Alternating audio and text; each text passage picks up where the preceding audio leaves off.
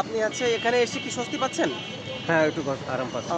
যশোর শহরে তীব্র তাপদাহ চলছে গত এক সপ্তাহ ধরেই। বিভিন্ন জায়গায় অতি তাপের কারণে যশোর পুরসভা এক ব্যতিক্রমী উদ্যোগ গ্রহণ করেছেন, শীতল বিশ্রামাগার ও সেবা কেন্দ্র। একজন চাচার সাথে কথা বলি, কি করছেন তারা। আঙ্কেল, এখানে বসে কি করছেন? বিশ্রাম নিচ্ছেন নাকি? জি।